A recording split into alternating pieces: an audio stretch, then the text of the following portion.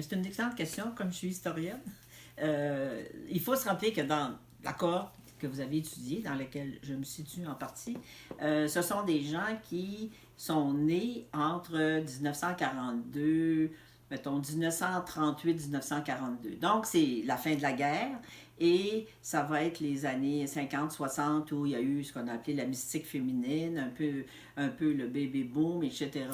Et ensuite, on va arriver avec la Révolution tranquille. Alors, ces gens-là, qui ont à peu près mon âge aujourd'hui, entre 76 et, mettons, 82 ans, sont des gens qui ont vu la Révolution tranquille, qui ont vu l'arrivée de l'éducation obligatoire, l'arrivée des cégeps, qui ont vu tous les changements dans la famille. Les modèles familiaux ont beaucoup changé. Donc, moi, je pense que tous ces éléments sont des éléments importants qui jouent aussi sur la qualité et les sentiments qu'on vit pendant le vieillissement.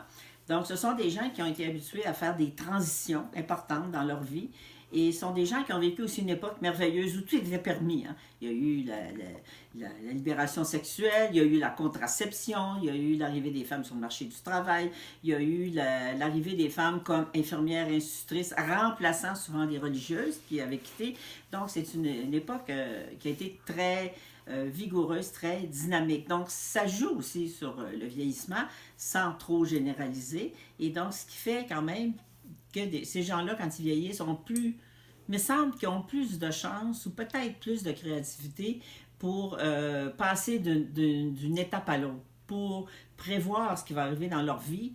Comme moi, j'ai toujours essayé un petit peu de prévoir. Ben là, je suis rendue à tel âge et même si cet emploi-là finit, je vais me servir des compétences que j'ai acquises dans un emploi pour les transférer dans un autre emploi, que ce soit en éducation des adultes, en histoire, en santé.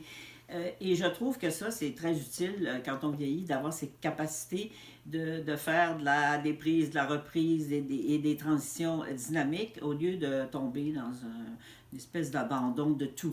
Et je pense que c'est un peu ça qui est merveilleux quand on vieillit.